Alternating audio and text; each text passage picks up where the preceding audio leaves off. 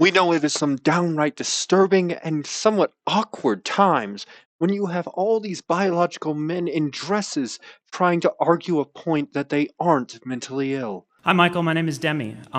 In the recent past, you've advocated for the outright eradication of transgenderism from public life with the claim that the supposed right of confused people to pretend to be the opposite sex necessarily infringes on your right to distinguish between men and women. I'm standing here now, a biological male, wearing a dress with a pair of leggings. Do you sincerely believe that I should be subject to punitive justice on the basis of what I'm wearing? And if so, are you willing to turn yourself in for wearing women's panties in your gay college film? Well, I'll take those questions in order, I guess. The first one, I would encourage you to behave as a man, is what I would do, because you are a man, and I don't know how exactly you came to the point where you think you're a woman or very much would like to be a woman, but you aren't. And I don't think anyone who is affirming your delusion is helping you. I don't think that they're actually an ally of yours. I think they're lying to you, and I think it's very disrespectful, and I think it will not lead to your flourishing. I think it will only immiserate you. And so you might hate me for telling you the truth, but I think the truth will set you free. And furthermore, your masquerading as a woman does infringe on the legitimate rights of other people, the rights of women to have their own bathrooms. I don't know if you're an athlete. I'm not much of an athlete myself, but the rights of women to have their own sports leagues and the like. That is not something that you have a right to do, no matter how sincerely you believe the fantasy that you're a woman. As to that Yale thesis film, this thing dogs me. You know, back in my wayward youth, I was never a transvestite or a homosexual or anything, but I was something even more morally suspect. I was a professional actor. And I played 200 roles, I would estimate, in my acting career. Soldiers, football players, real macho guys. But you play one half-gay guy in a Yale thesis film one time, it's all anybody wants to talk about. And by the way, I don't remember the exact wardrobe from that undergraduate thesis film, but I think it was male attire, but it was a bit risque. There's no question about that. The only further thing I will say about that Yale undergraduate thesis film, that is the most heterosexual thing that has ever been produced at Yale University, okay? So in the land of the blind, I guess, the one-eyed man is king. In any case, I think your second question was a little bit more of a joke. Your first question, it seems like a sincere question, and my answer to you is sincere. I'm happy to answer any more questions you have, but I'm not going to lie to you, and I think the people who are continuing to lie to you about so basic an aspect of your nature and the rights that you have in political society are not doing you any favors at all. So having yearned for the days when it was illegal to cross-dress in San Francisco, I'm just very curious why you're so comfortable, wearing drag in these films. It's a really silly. Sure, it's a silly I was an actor and I wore silly costumes. I don't know what to tell you. If you have a sincere question about the issue or my stance on transgenderism or any advice that you might be seeking, I'm happy to do it. But if you merely want to say that Yale is a bit of a queer school and, I was in a student film, I guess I was, and I was basically the most macho guy at that school. What does that tell you about Yale University?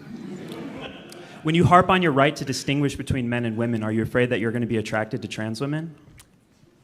I'm not. You, sir? Are you positive? Say it again. I didn't hear the second part. Then why is it that you harp on your right to distinguish between men and women? If you can always tell, why is it so hard? Well, because it's not even merely that you're putting on a dress. It's that you and people who identify as transgender are infringing upon rights and spaces that properly belong to women, and you have no right to do that. And so when you ask me, why do you care about this issue? And by the way, it's not just me. It's like the vast majority of voters who care about this. The reason is because we live in society and we have political rights, and also because we care for the truth. And the very fact that this always happens with the sexual revolutionaries.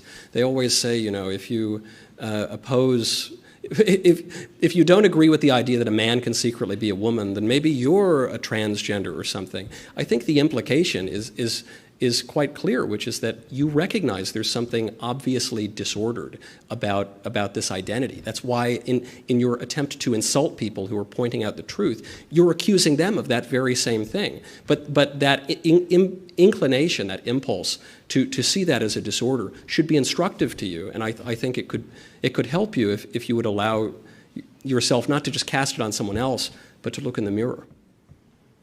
If you ever want to explore your true self, my Instagram is @demigloom, DEMIGLOOM. Thank you so much. I'll have to take a rain check. And Michael Knowles is exactly right with this. He is perfectly right. We don't have hatred for them. We are very, very much concerned about them. But we are also concerned about our own family, our own kids, and our own. I'm not a father nor a husband yet, but our own people.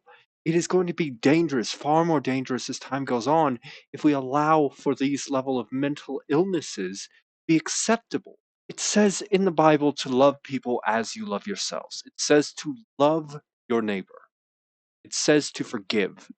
But people are pushing this because of mental illness and a deep desire to say that everyone else is bad. Because all this gets blocked, it has to be that way. It was blocked because you're evil, because you're mean, because you're bad. But we're not. We care about our people's future. We are in a nation built under God. Freedoms allowed by the Constitution allow for them to be able to speak their, as they put it, truths. But truth cannot go against fact. It just can't. So I think that the main problem that we have with the modern age is people aren't being, with lack of a better word, Christian anymore. They don't look into the Bible. They don't look at a better future. They just care about themselves. That has led to an extreme amount of disgusting actions and straight up perversions, allowing mental illness to not be helped. We've seen on countless instances that all of these people, all these ones that are transgender, all these ones that push for all those other genders, whatever the hell they're called, they have illnesses that don't get helped when they believe in something. We have men wearing dresses. We have drag queens going to schools. We have all types of shit going wrong in this nation. And the mental illness after we got, yes, there were bad things that happened in the insane asylums, but there were asylums that, if we had just changed them to help people, would have ended better. People would have had a better future. But no, they didn't. They wanted to just send everyone who was insane out on the streets, and we had a lot of trouble. Well, now all these people that need mental health, all the shit that's going wrong in our foods, in our water, in our nation's very economy, we can't fix this because everything is racist. Everything is horrible. Everything is done because bad man, because terrible person. We're just trying to create a nation that we believe is better, that believe is good, that was good. Yes, it had its faults, but if we could create how it was back then without the racism, with mental help, modern mental help for people like this, for people like that, then I truly believe we could protect and guide this nation to a better tomorrow. This has been Comments with Brooks Bryant. Please like, subscribe, ring that notification bell, and do tell me how I can improve. I truly, truly am listening. Have a wonderful day.